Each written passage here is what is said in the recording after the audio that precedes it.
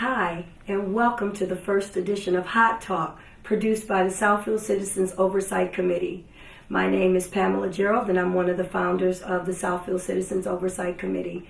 Even though I'm a little under the weather today and my voice is not working, I felt that this show was definitely necessary so that I could bring you what's going on in the city of Southfield. The Southfield Citizens Oversight Committee, we're a group of advocates that advocate for the rights of residents, and now we've included advocating the rights for the employees. The citizens are at the top of the organizational chart, but the employees are at the top of the business chart, and that means for the city of Southfield. Today, I want to let you know a few things. I am appalled with all that's going on in the city of Southfield. If you remember back in 2011, this economy took a turn for the worst. And the employees kept their jobs, they understood that, and they forgoed all of their raises. Let me just bring some incidents to your viewing so that you'll understand how we arrived at this point. In 2008, the economy crashed. In 2011, it was necessary for the city of Southfield to do a public safety millage to prevent, in my mind, an emergency manager from coming to the city of Southfield. The residents voted for it out of fear, and they were duped and bamboozled by the city of Southfield. So now let's fast forward to the $99 million bond proposal, which is supposed to be for the roads. I didn't want the residents to vote for it, but they did. I told you in 2011 if you voted for that millage, they would come back 3 years later and would ask you to vote for another one. And they did. So now we're right at 2015. These employees have put up with not getting raises in 7 to 15 and some employees 20 years, which is their whole career for the city of Southfield. Now ask me why. The city has given the impression to the employees that they don't matter. And now that impression is trickling over to the residents. We're starting to see that the employees do not matter. It's the employees that bring us the great customer service at the city of Southfield. It's the employees that do everything that the residents need done. It's the employees that man these departments. And executive level staff members are only as important as the people that work for them because they do all the work. Now, I want to talk about some of the raises that have been given to only the select few, so to speak, in the city of Southfield. Our city administrator, Fred Zorn, he's been in the city of Southfield for about 7 to 9 years. Okay? This gentleman knows how it feels to be mistreated because he wasn't always the city administrator. He was the deputy city administrator. And he had to fight for his job. Now, Fred Zorn, here's my question to you. Would you work for as long as you've worked for the city of Southfield, now becoming the city administrator for no raise, no benefits, no medical? I think the answer is no. So why do you expect for the employees to do that? Okay, Fred Zorn is friends with Shelley Freeman. It is purported that Fred Zorn was introduced to his wife by Shelley Freeman. Now, I don't know the answer to that. I'm only doing what a lot of people do, talk about what's being said around town.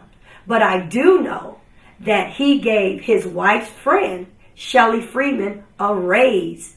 He gave Shelley Freeman not only a $30,000 raise, retro pay, and a $30,000 increase on her salary, but he gave her a position hike.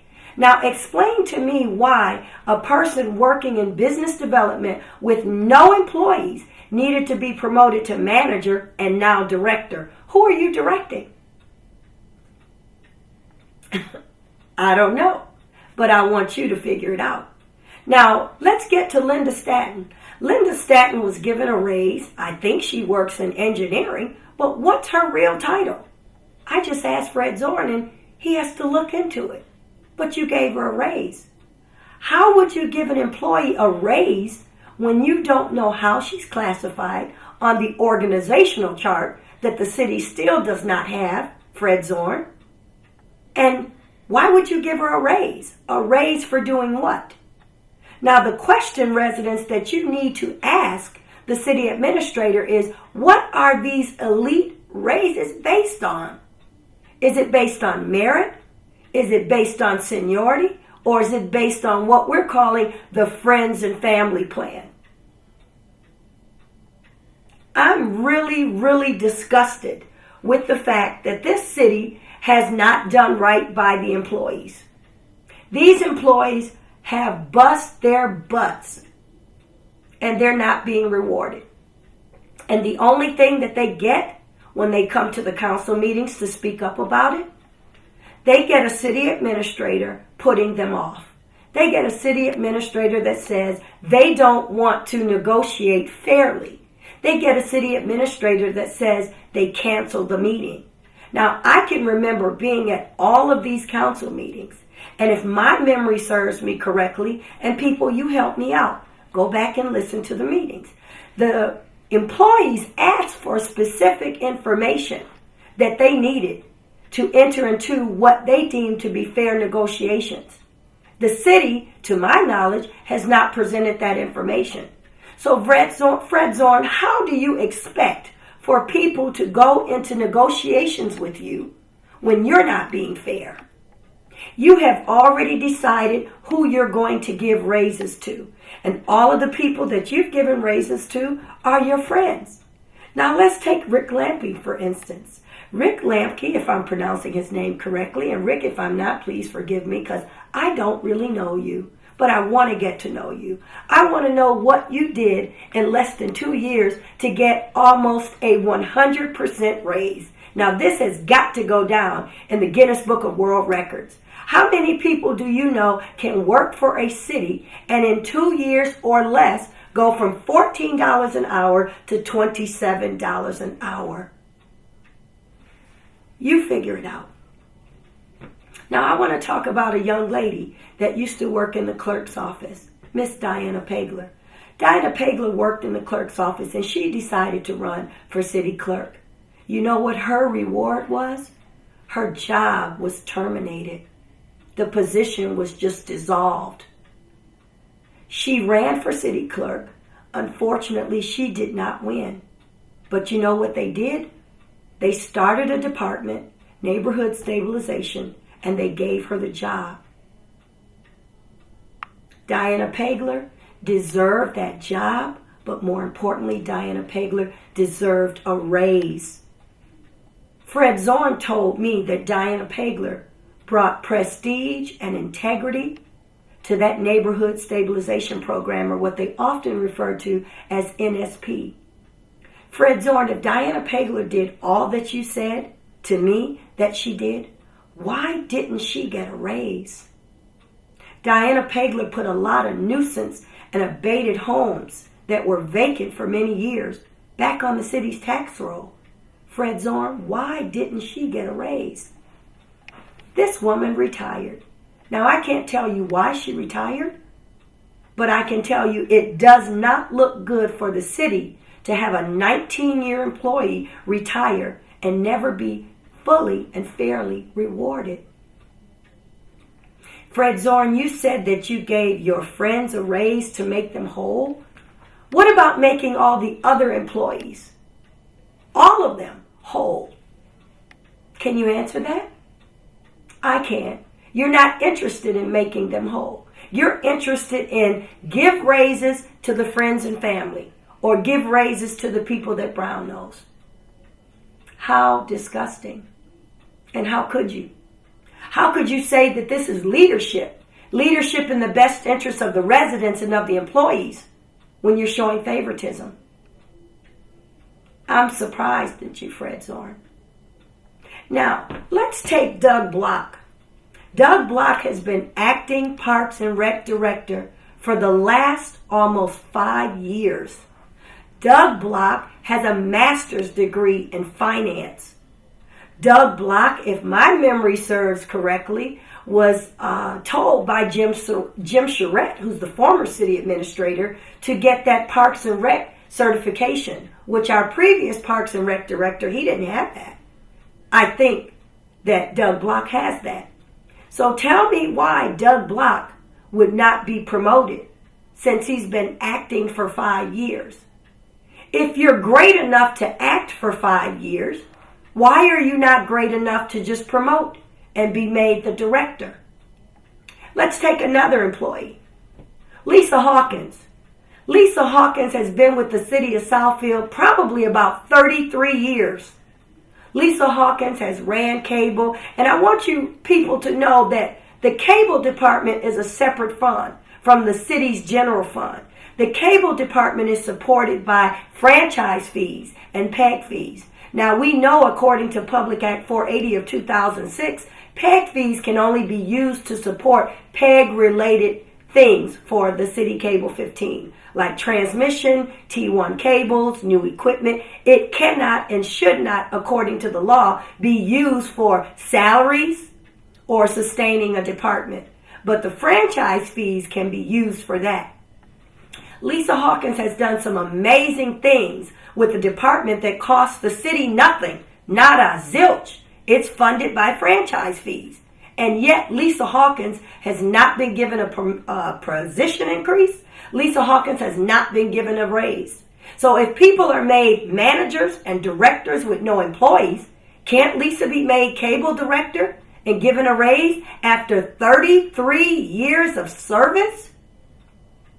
And I don't know how many employees she has, but I know she's got over one herself, unlike Shelley Freeman, unlike Linda Statton. I don't know how many employees they have. So now, residents, what I need you to do, I need you to come to that January 25th council meeting, which will be a televised meeting. I need you to tell Fred Zorn and this city administration that we support these residents who are at the top of the business chart, the municipal chart. They make the city look good. We need these employees to be made whole. We need these employees to be given a raise. We need for these employees to be included and feel respected and appreciated for all that they have done. You asked these employees to forego their raises when the economy was bad. The economy is good. Southfield is not hurting for any money. Why can't you make these employees whole? Now, you'll probably say the figures don't add up. You just took Fred Zorn over $3 million out of the cable fund, which is totally separate from the general fund. You mean to tell me you can't take $1.5 million, half of that, and make these employees whole and give them a raise? I think you can. You talked about doing capital improvements around the city of Southfield for ADA. I talked about that for years, and no one paid attention. Now all of a sudden you want to make the city of Southfield ADA total compliance. I applaud you for that, but it's a bit too late. Fred Zorn, you came to this city and you talked about all of the grants that were available. You are a visionary leader, you say. Why haven't you, in your tenure, wrote grants to get funding to make this city hall ADA compliant? You took the easy way out, I purport. You robbed the cable fund so that you wouldn't have to do the paperwork, because you know those grants are very specific. So people, again, I'm asking you, come to that city council meeting, January 25th, at 26,000 Evergreen Road, which is the city's municipal complex. The meeting starts at 7 p.m. And whether you decide to speak up or not, I need you to stand with me and stand with the employees that are coming to speak to bring you their truth. I'm bringing you their truth. I've been around for a long time, and I've never presented anything to you, the people, that I have not had documentation for.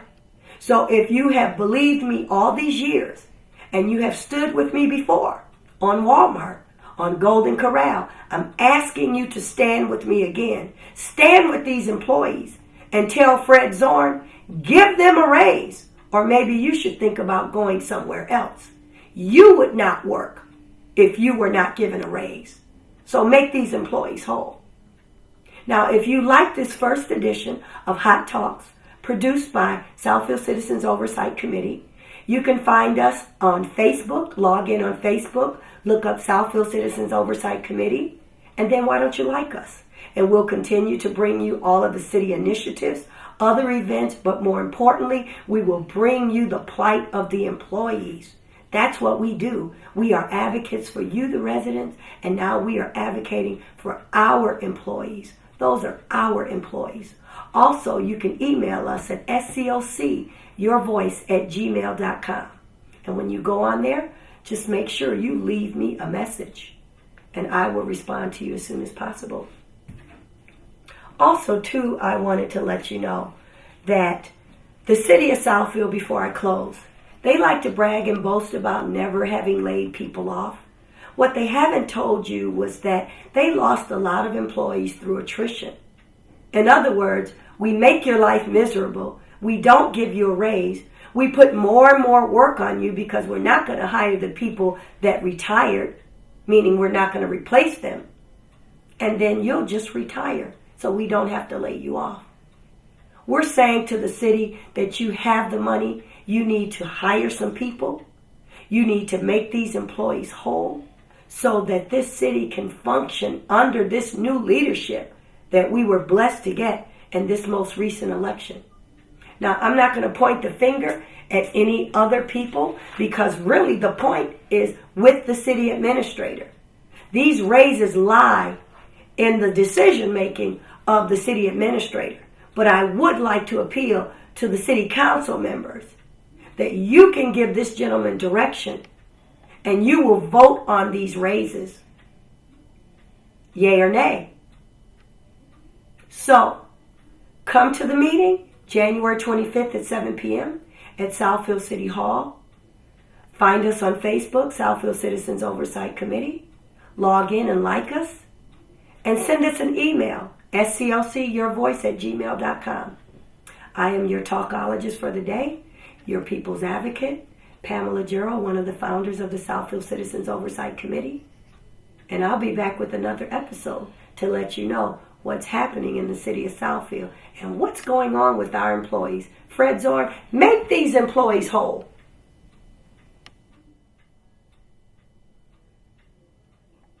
Good.